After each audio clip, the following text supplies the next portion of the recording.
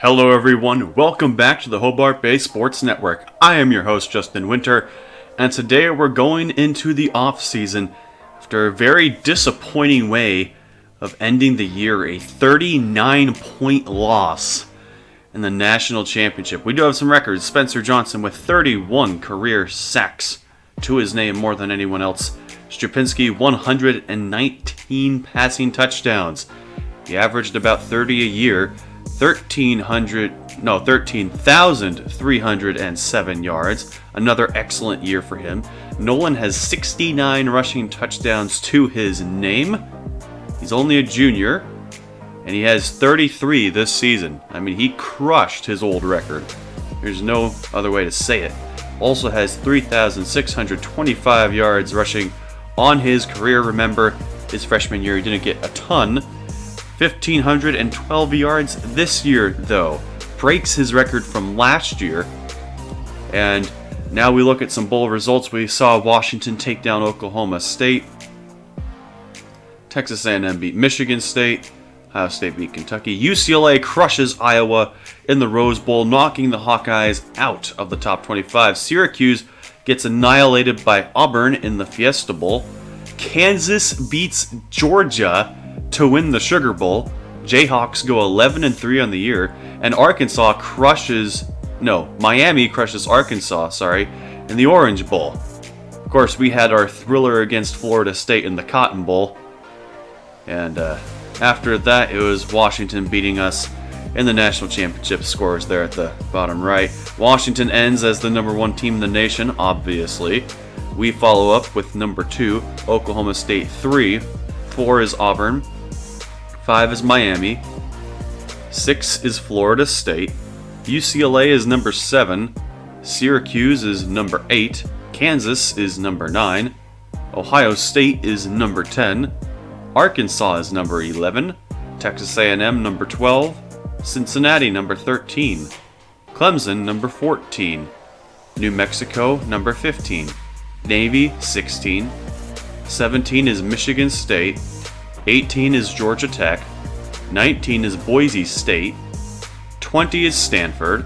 21 is Georgia. 22 is Texas.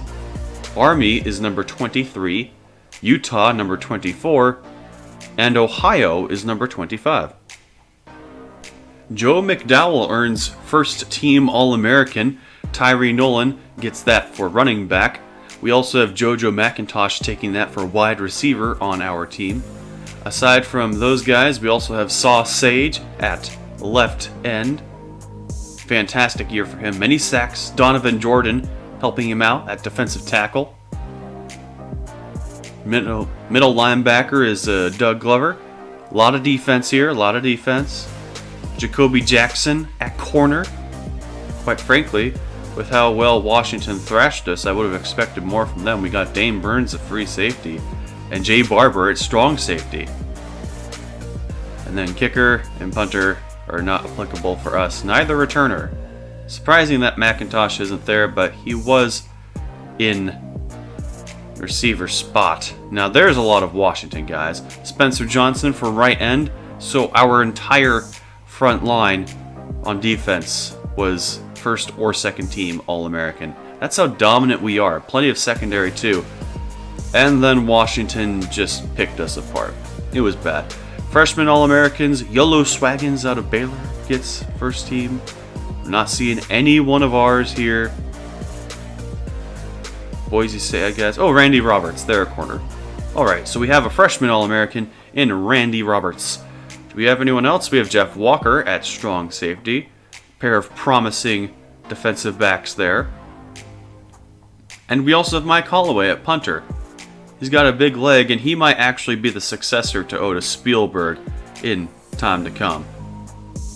For season stats, Strapinski ended the year 5th overall in passing, only behind a lot of really good guys. Tyree Nolan was 13th in the nation. Holy smokes, Hartman got 2,700 yards.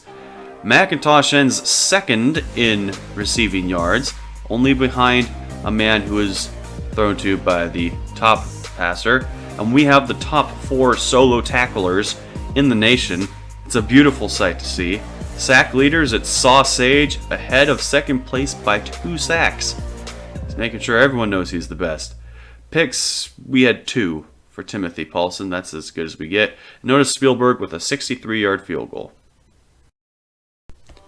Strupinski's season stats: 186 for 297, 3,700 yards, 33 touchdowns, 26 interceptions. It's not a very good ratio.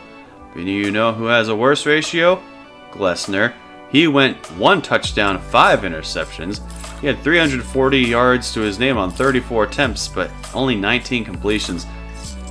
I have to change that if he's going to succeed.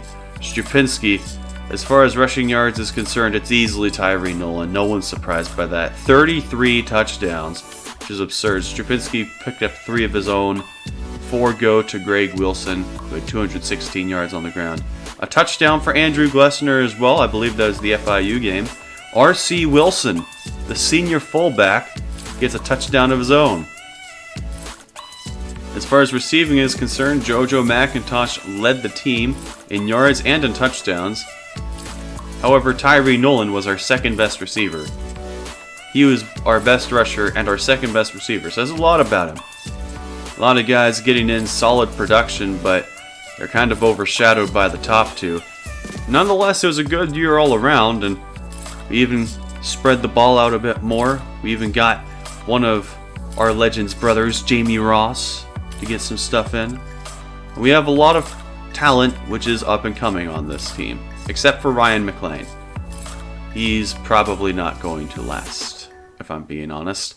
Blocking, how in the world did our wide receiver get more pancakes than anyone else? Why was a lineman only 3rd in pancakes? Defensively, we have the 4 top solo tacklers in the nation. Doug Glover foremost among them. And this guy is a machine. Strangely, he didn't get any sacks. Sausage got 13, 8 for Spencer Johnson, 5 for Dane Burns, 4 for Donovan Jordan, 3 for Randy Roberts, and solid 2 for a whole lot of other guys. And then single sacks for McGee and Barber. Is that right? No, wait. Oh, I'm in interceptions now. Interceptions, Timothy Paulson got 2. Doug Glover was just handed 2 on a platter. Everyone else got 1 who got 1. And Cedric Allen got that pivotal one against Florida State. Cannot state how great that was. And as for forced fumbles, we had a total of, oh, that's a good amount of forced fumbles. A whole lot of guys got their hand in that jar. Recoveries, we only got 3. That's disappointing, honestly. I expected more.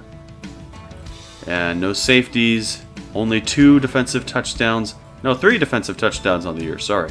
Donovan Jordan, Doug Glover, and Jacoby Jackson all got 1 a-pop.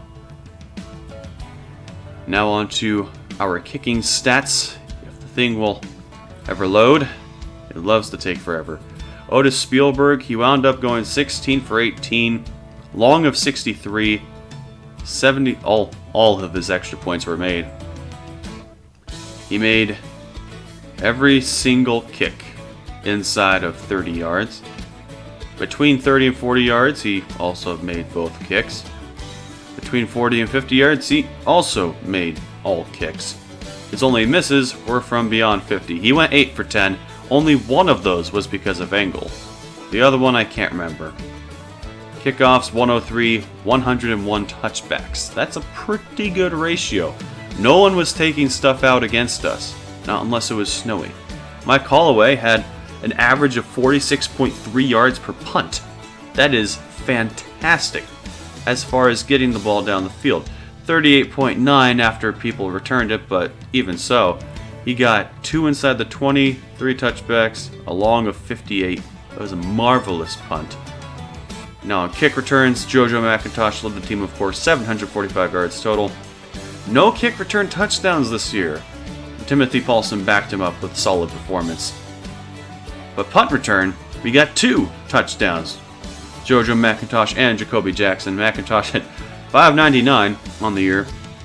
Jacoby Jackson had that opening day touchdown against Georgia Tech. Now that we've seen everything from this year, we get to advance into the off-season proper. Get to see what becomes of our beloved team. We get a contract extension. Not sure anyone's surprised. Look at that run. 3 years with, what is that, 43 wins and 2 losses. Very good run. We want to continue. Players leaving: Jay Barber declaring for the 6th round draft. James Rogers wants to go to Troy. We're going to try and convince him otherwise, but I'm not sure that's going to work. And nope, it's not. So he's off to Alabama to play. Good for them, I guess. Donovan Jordan is a 1st round prospect. How about that? Good for him. And then Spencer Johnson is a 2nd round prospect. Also good for him. He's only 91 overall, but he made his impact.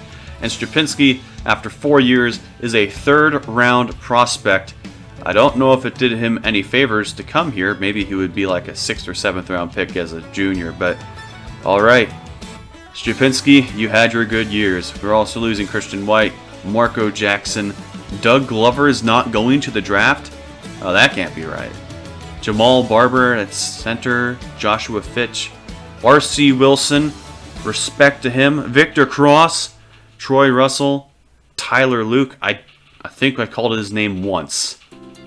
Jay Barber was a fantastic strong safety for us. 199 tackles, 33 of those for loss, 13 assisted, 6 sacks on his career, 8 interceptions, half of those in his first year of play, 11 pass deflections, and 3 forced fumbles. He recovered 2 fumbles, never got any field goal blocks, and never forced a safety. Still a very solid career. Awards all around. Cannot be more thankful for him. Donovan Jordan on the line. 101 total tackles, 36 for loss, 2 assisted tackles, 18 sacks on his career, a defensive touchdown as well. That was not against Miami. He forced 4 fumbles. Yeah, he forced 4 fumbles.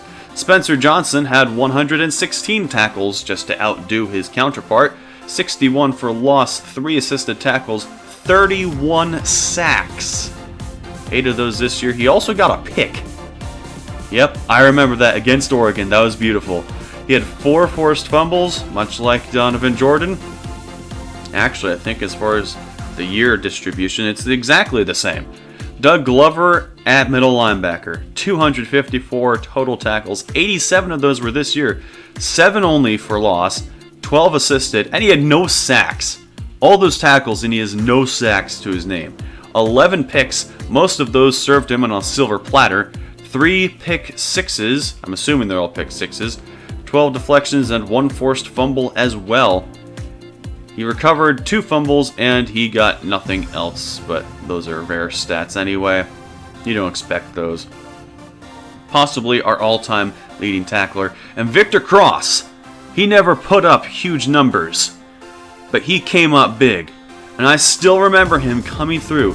That 1 touchdown in 2015, that was against Mississippi State. That was as time expired, and it was so amazing. Victor Cross never put up big numbers, but he was big in heart. And then Strapinski, who could forget?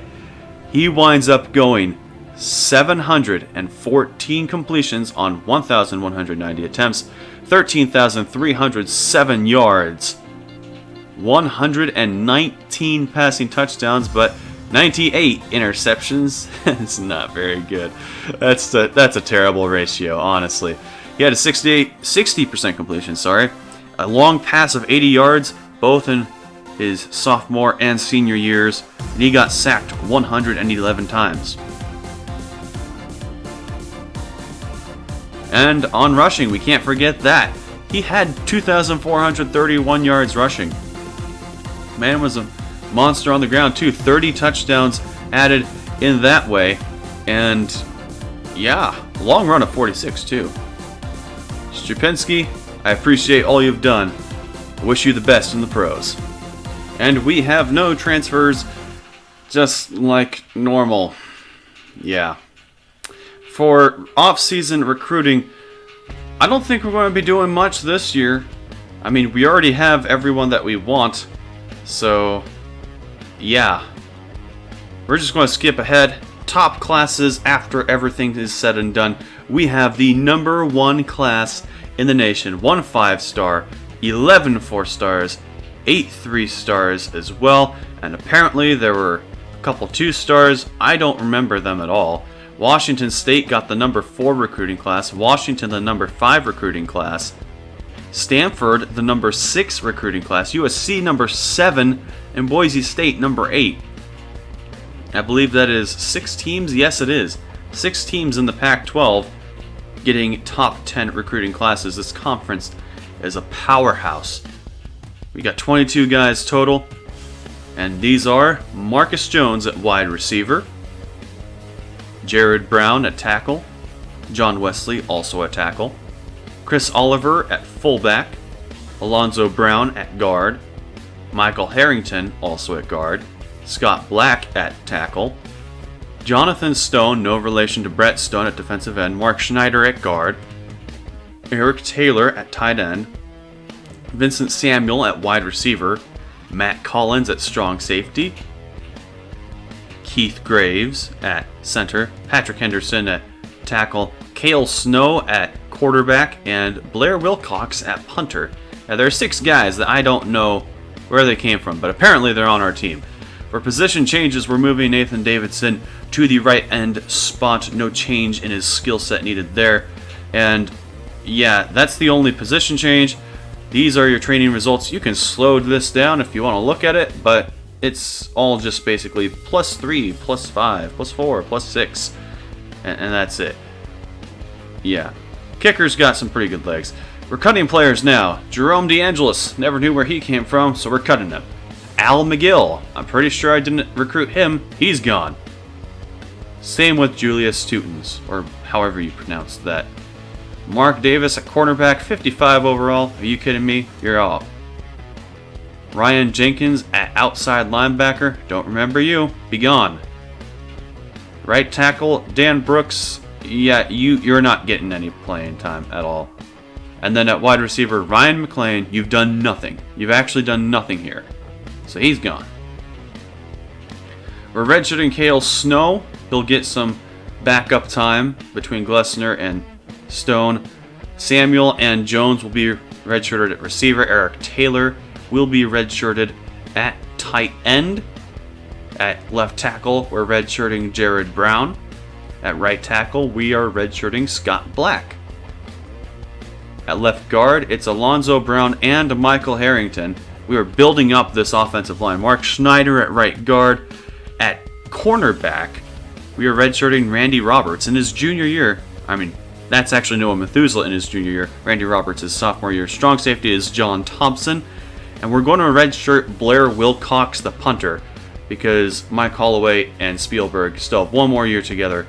We're starting the year off against Clemson at home because Warren Harris, our former 3rd string, transferred there. So now he's coming back. Then we get Baylor and Yolo Swaggins. Then we come back home for a game against USC. Then we go on the road to Louisiana Tech. Odd one there. Then we have our Nike Dome game. This year it's going to be against New Mexico. Then a bye. Then on the road against those Washington Huskies who just beat us. Then we come back for a game against Washington State before heading to Oregon. Then we come back for Oregon State. And a 2-game road trip. First at Utah. And then we go to the Smurf Turf at Boise State. And then we come home for senior day and play California. And then maybe we'll play a conference championship. It's a very tough division that we're in. And that is all for the off-season. Our next game is against Clemson. I hope to see you there, but until then, make sure to like and subscribe, hit that notification bell, and have a nice day.